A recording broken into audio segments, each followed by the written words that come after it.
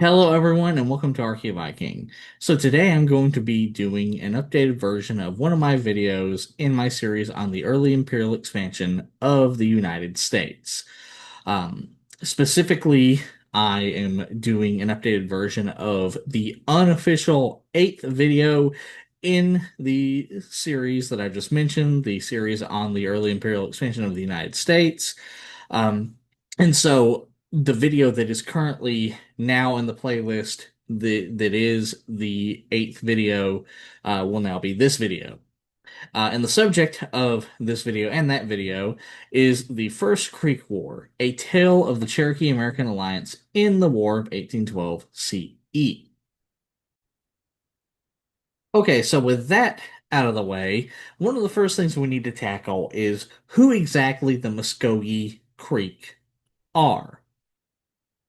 So the Muscogee Creek Nation uh, were and still are one of the five largest Native American nations in the Southeast, especially during the 1700s and 1800s. Now, of course, now um, the five nations that were in the southeast, the Cherokee, the Muscogee Creek Nation, the Seminole Nation, the Chickasaw Nation, and Choctaw Nation now all reside for the most part in Oklahoma, thanks to the Indian Removal Act, which will be discussed later on in this series. But regardless, they during this time in the 1700s and 1800s, uh, the Muscogee Creek Nation was one of these five Native American nations located in the Southeast, and they were the five largest. And in fact, they were so large and so powerful that the United States saw the Muscogee Creek Nation as a threat to their interests, specifically between 1782 and 1812 CE. And we can actually see this in a letter from United States Secretary of War Henry Knox informing President George Washington that, quote, when the force of the Creeks be estimated and the probable combinations that they might make with the other Indian nations, the army ought not to be calculated at less than 5,000 men. This number on paper would probably afford at best more than 3,500 effectives. The delays and contingencies inseparable from the preparations and operations of an army would probably render its duration necessary for the term of 2 years. Now, the reason that this is significant is because, as you've seen in the earlier videos in this series, the United States during the years before the War of 1812 only had, especially during the years 82 to like the 1790s, our United States Army was only roughly about 1,000 to maybe 3,000 soldiers at most. So the Muscogee Creek Nation, as well as the other Native American nations, especially the Cherokee and the Choctaw, all having roughly 5,000 warriors in their armies, that meant that they were arguably more powerful than the United States at this time. So, of course, that's why they were viewed as a significant threat. And here is the source that I got this from. And in fact, much the concern and the view of them as a potential threat was not necessarily completely unfounded, as the Muscogee Creek Confederacy, along with the Lenape Nation and the Shawnee Nation, allied with Dragon Canoe's Cherokee to form a pan-Native American alliance against the United States in the Cherokee-American War, which lasted between 1775 and 1794 CE. Uh, and this alliance, Dragon Canoe's alliance, would then participate in battles alongside the Northwestern Confederacy, another pan-Native American alliance, in the Northwestern War, and they would specifically participate in battles such as the Battle of the Wabash, also known as St. Clair's Defeat, where they would go on to defeat the United States Army. In fact, St. Clair's Defeat is the largest singular defeat the United States has ever suffered at the hands of a Native American army.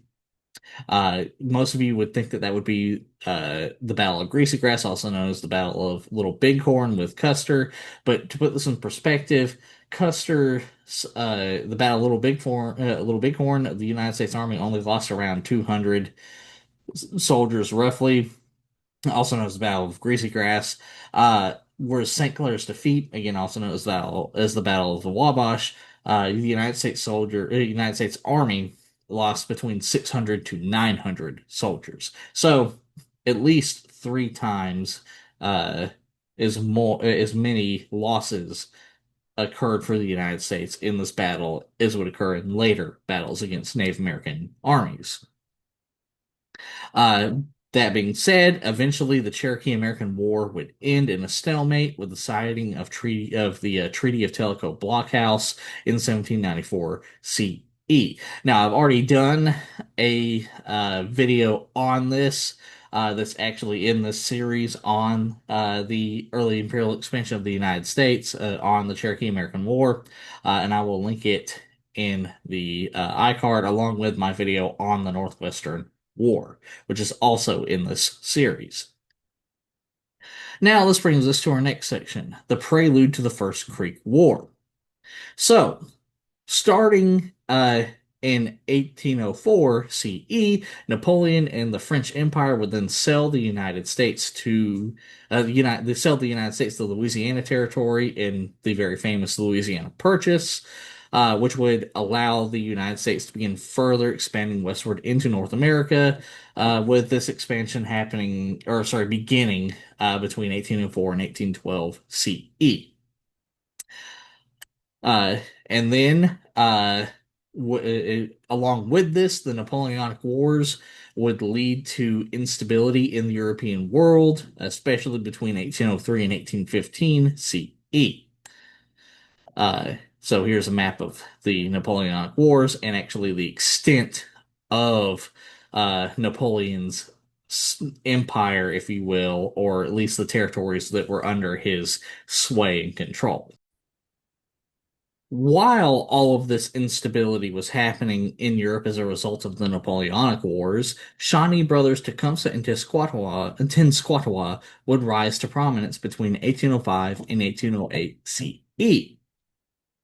Uh, and then after that, Tecumseh and Tenskwatawa would then unite many Native American nations in what was then known as the Northwest Territory, also known as the Indiana Territory, seen here, where they would make a town called Prophetstown their capital. And they would do this between 1808 and 1811 CE.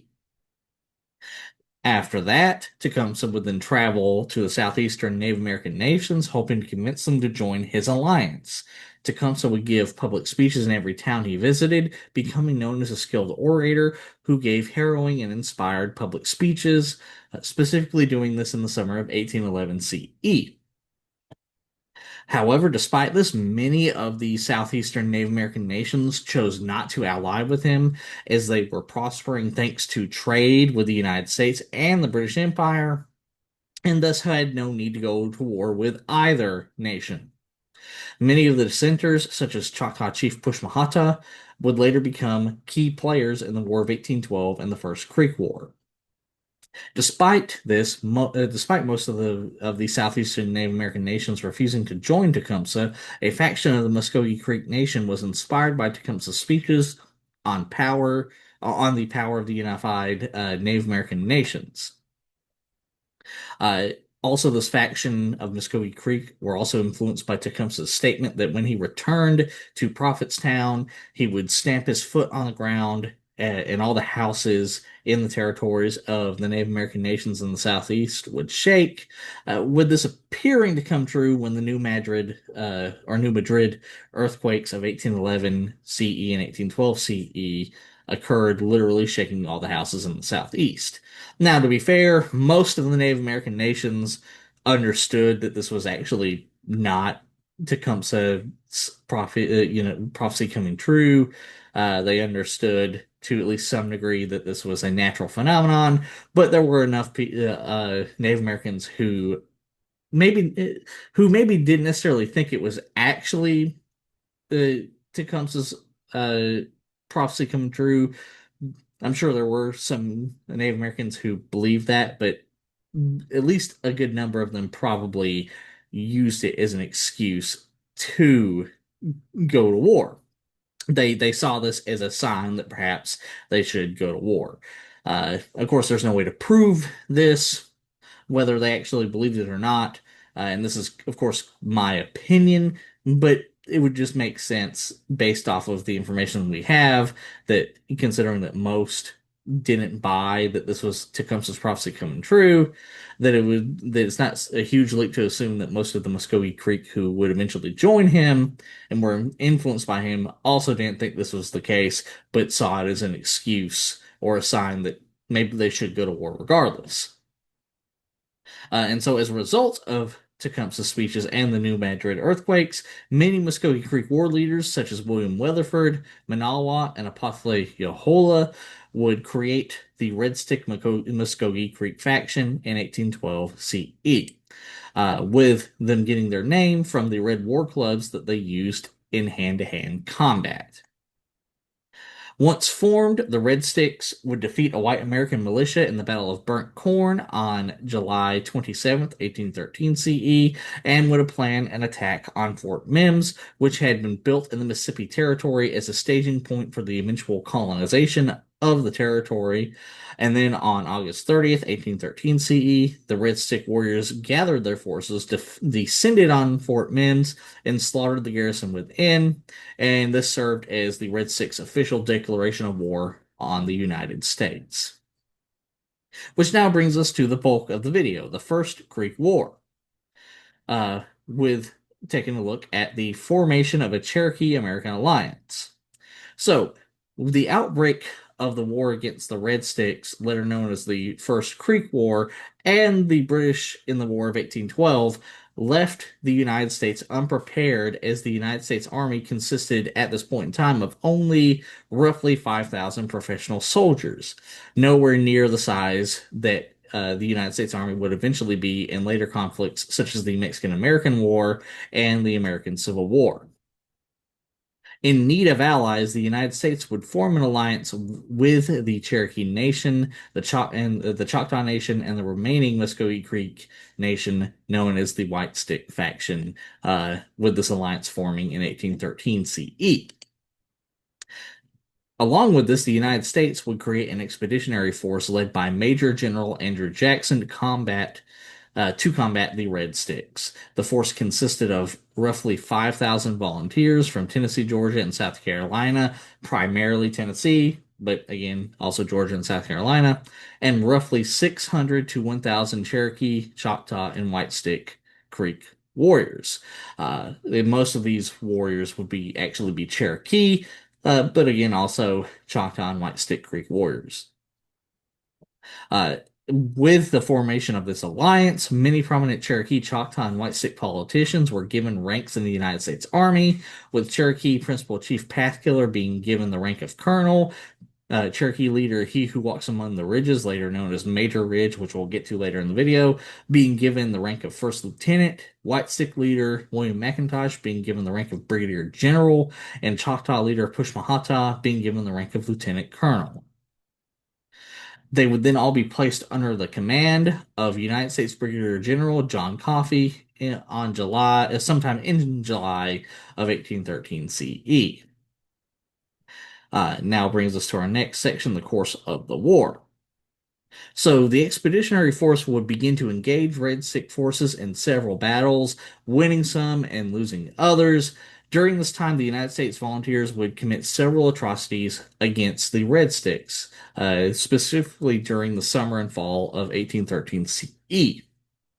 One such event is recounted by a young Tennessean scout named David Crockett, also known as Davy Crockett. Yes, that Davy Crockett, in his autobiography, with Davy Crockett remorsefully stating that, quote, "We pursued them until we got near the house. When we saw a squaw sitting in the door and she placed her feet against the bow she had in her hand and then took an arrow and raising her feet, she drew with all her might and let it fly at us. She killed a man whose name I believe was Moore."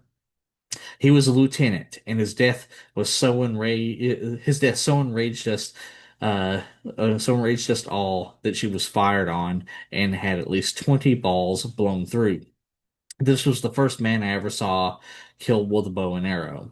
We now shot them like dogs, then set the house on fire and burned it up with 46 warriors in it. I recollect seeing a boy who was shot down near the house. His arm and thigh was broken, and he was so near the burning house that the grease was stewing out of him. In this situation, he was still trying to crawl along, but not a murmur escaped him. Though he was only about 12 years old, so sullen is the Indian when his dander is up, that he had sooner die than make a noise or ask for quarters. The number that we took prisoners being added to the number we killed amounted to 186, though I do not remember the exact of either. We had five of our men killed. We then returned to our camp, at which our fort was erected and known by the name of Fort Strother. No provisions had yet reached us, and we had now been for several days on half rations. However, we went back to our Indian town on the next day when many of the carcasses of the Indians were still to be seen. They looked very awful, for the burning had not entirely consumed them, but given them a very terrible appearance, at least what remained of them.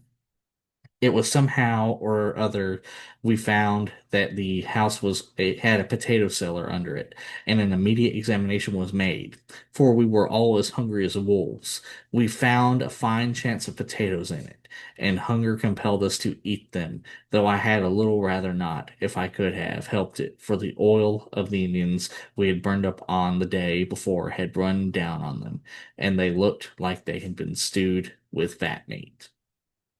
So as you can see, this is a very not a comfortable memory for David Crockett at all, and it's a horrific event, a horrific massacre committed at the hands of United States forces against the Red Sticks.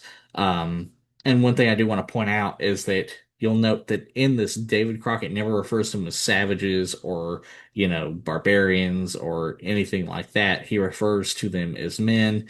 And he does say that we shot them like dogs, but it does seem to be coming from he's realizing what he has done, um, uh, perspective, as seen in the later parts of this remembrance of this excerpt, and also by the fact that he was later a staunch ally of the Native Americans and staunchly against the Indian Removal Act during the 1830s.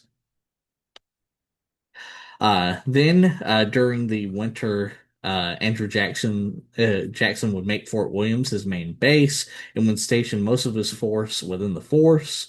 During this time, issues with recruitment, desertion, morale, famine, and starvation were endemic, and many United States volunteers chose to desert and go back home, bringing with them word of hardships within Jackson's force, making it increasingly difficult to recruit more men for the expedition.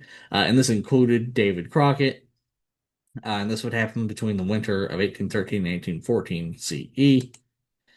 And then, in addition to this, Jackson's force would participate in several inconclusive battles and only narrowly escaped being destroyed by a larger Red Stick force at the Battle of uh, Inata Chapoco. I do apologize. I probably butchered that. Uh, well, I'll say that again. Inacho Creek. Jackson's force was actually only able to retreat without being overwhelmed at this battle, thanks to the intervention of veteran United States soldiers and mounted Cherokee volunteers under the command of Coffee. In fact, this battle specifically took place sometime in January of 1814 CE, and a Tennessee volunteer, Richard Call, describes this intervention in his journal, stating that, quote, at this critical moment, when the bravest passed and delayed the desperate charge on the hidden foe, Colonel Dick Brown was seen out of gunshot of the ambuscade, with his little band of mounted Cherokees around him, whom he addressed vehemently in a language they alone understood.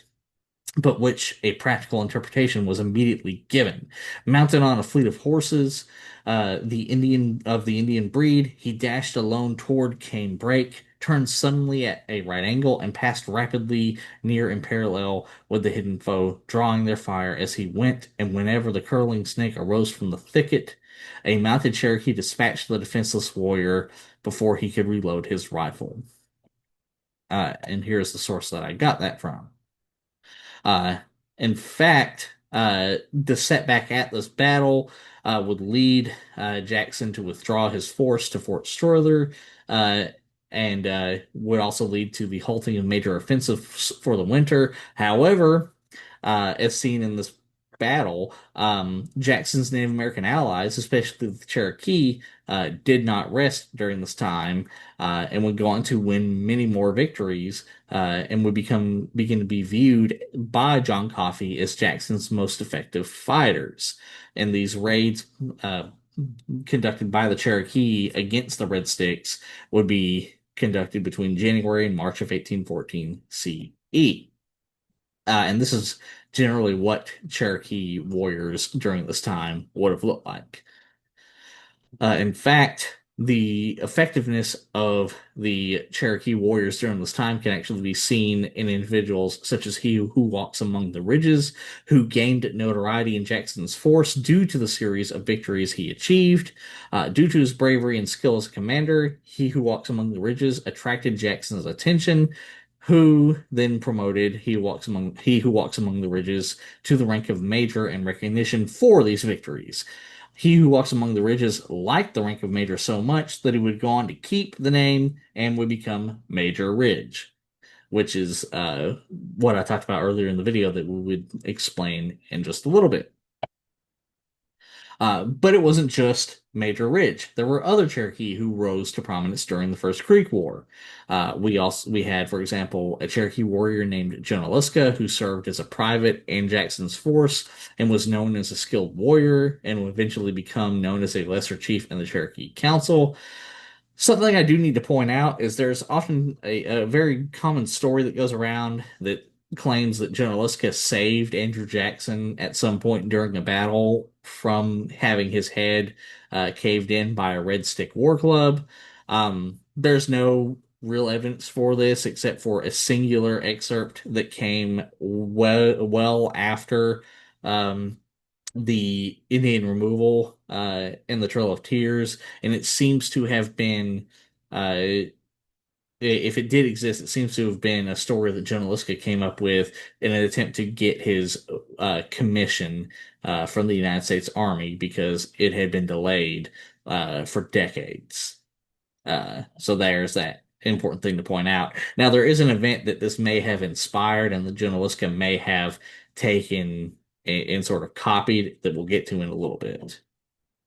But that aside, then another Cherokee who rose to prominence was a young Cherokee warrior named John Ross, who served as a second lieutenant and became known for his acts of bravery and would eventually become the principal chief of the Cherokee Nation. And then there was also Sequoia, a private at the time, who would eventually go on to develop the Cherokee writing system known as the Cherokee Syllabary, who again was known for his bravery during this period of time. That's a common thing we see among the Cherokee warriors during the First Creek War. Now this brings us to our next section, the end of the First Creek War. So once the winter was over, Jackson's force would target the main Red Stick force located in the town of Tohopeka on the Tallapoosa River in an area known as Horseshoe Bend, named because, as you can see here on these maps, it was in the shape of a horseshoe. And they would specifically target this Red Stick force on March 27th, 1814 CE. Then Jackson would position his Tennessee volunteers at the bottom of a hill and lay siege to the town, barraging it for several hours with his cannons. However, the walls of the town withstood the barrage. This would leave Jackson's Tennessee volunteers unable to breach the town, as an assault on such a strongly fortified position would be suicidal. Meanwhile, As Jackson was laying siege to the front of the town, a rear guard under the command of General Coffee, consisting of 500 Cherokee warriors, 200 Tennessee volunteers, and 100 White Stick warriors, approached the opposite end of the town, which was protected only by the Tallapoosa River.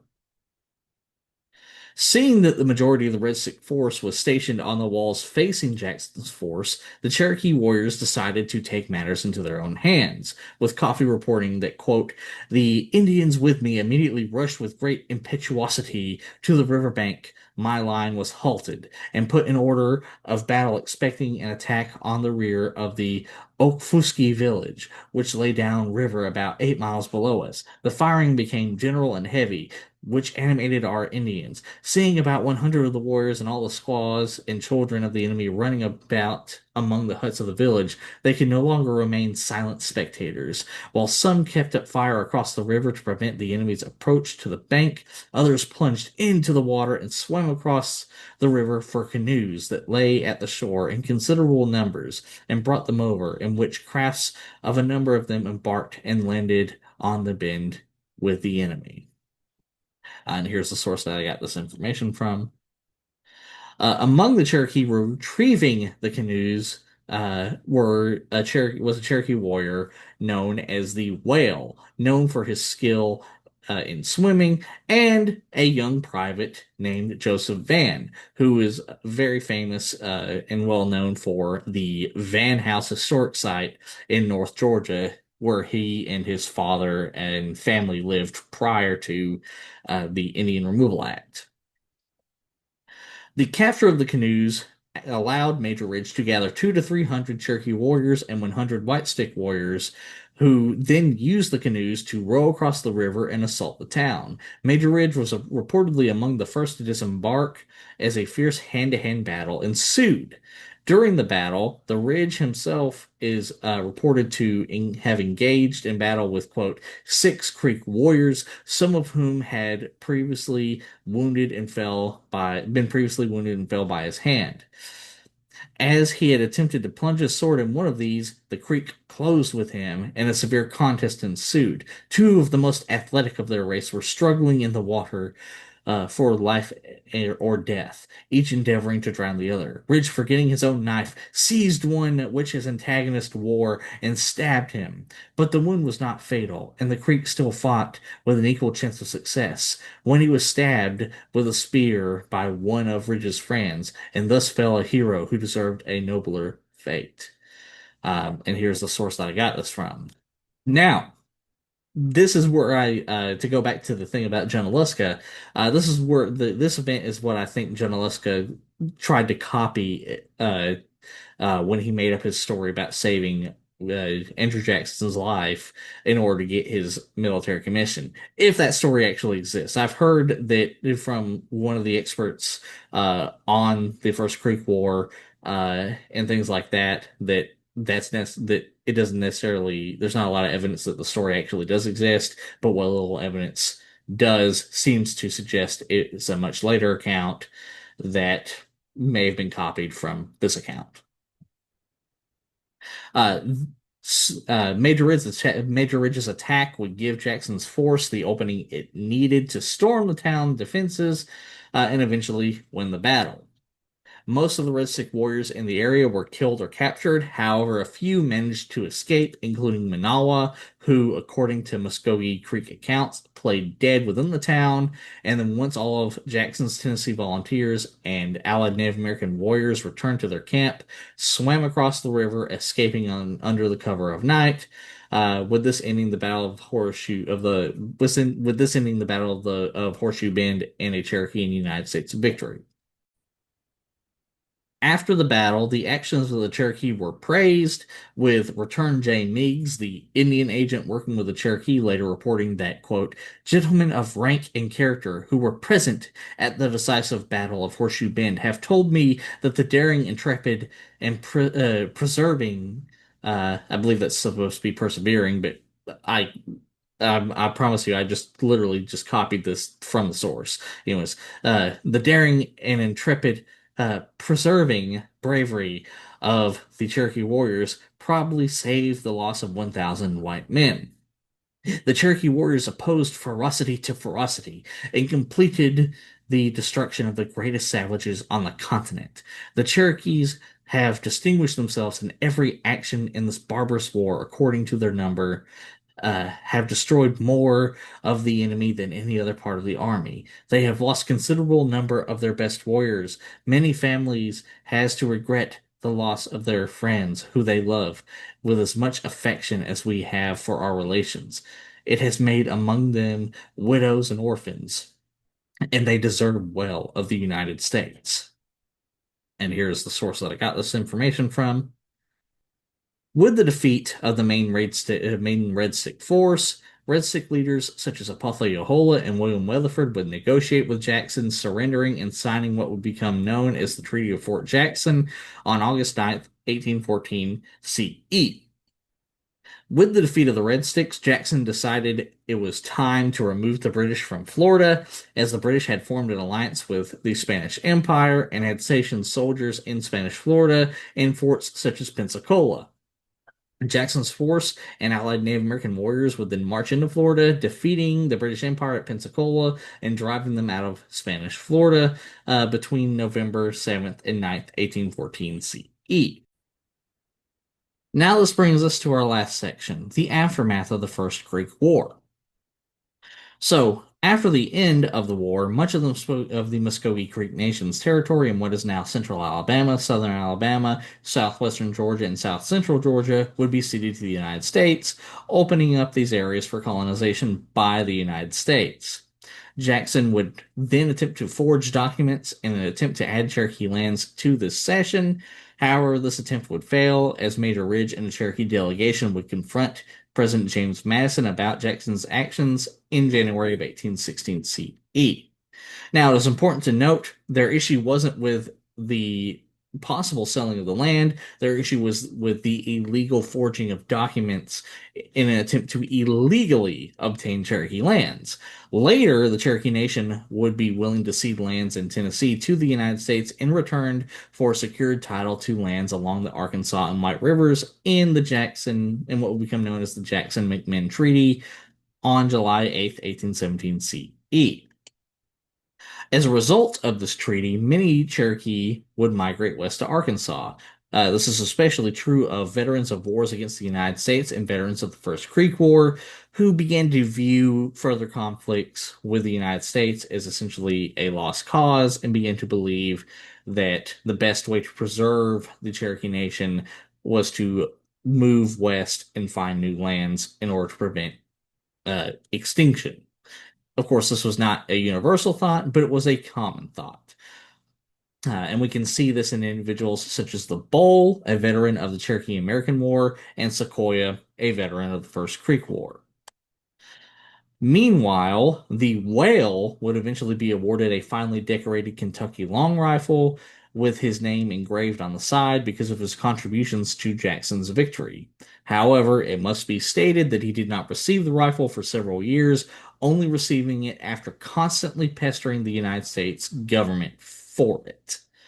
And here's a picture of the Kentucky long rifle and a close-up of the stock of the Kentucky long rifle with the engraving of his name on it. And the photo is a courtesy of the Horseshoe Bend Historic Site. While all this was going on, many Muscogee Creek from the Red Sticks would flee to Florida and join the Seminole Nation. Jackson would use the rising tensions on the United States that were United States Seminole border that were rising due to the rising Seminole population from the influx of Red Stick warriors and runaway enslaved African Americans, as well as the arming of the Seminole Nation by the British Empire as an excuse to launch an invasion of the Seminole Nation in Florida. Jackson's force would defeat the Seminole Nation, and with this event becoming known as the First Seminole War, which lasted between December 1817 and April 1818 CE. As a result of the First Seminole War, the Spanish Empire would cede Spanish Florida to the United States as part of the Adams-Onis Treaty on February 22nd, 1819 CE. Then eventually Andrew Jackson would become president of the United States and would create the Indian Removal Act. Many politicians, such as Henry Clay and Davy Crockett, would oppose the act. But despite this, the act will be passed by a narrow vote of 28 to 19 in the Senate and 101 to 97 in the House of Representatives on April 24th, 1830 CE. I want to especially point out just how narrow these votes were to show that this was by no means a universally wanted or accepted law. The Indian Removal Act was incredibly controversial, and quite a lot of politicians and U.S. citizens opposed the forcible removal of Native Americans from their homelands. Uh, and of course, unsurprisingly, the Cherokee Nation viewed the Indian Removal Act as a betrayal. In fact, a letter from a faction of Cherokee led by John Ross to Andrew Jackson shows the opinions of the Cherokee Nation, with the letter stating that, quote, "We were then your friends, and the conduct of a man is an index of his disposition. Now, in these days of profound peace, why should the gallant soldiers who in time of war walked hand in hand through blood and carnage be not still friends?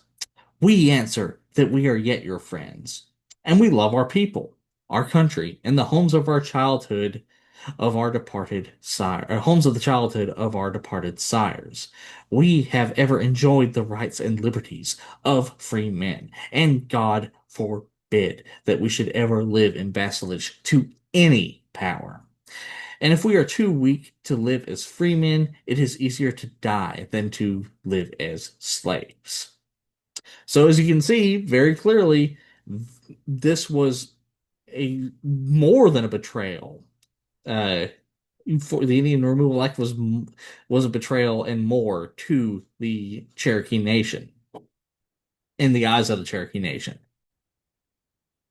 In addition to the protests of the Cherokee Nation, multiple Native American nations, such as the Seminole Nation and the Muscogee Creek Nation, would go to war with the United States in response to the Indian Removal Act.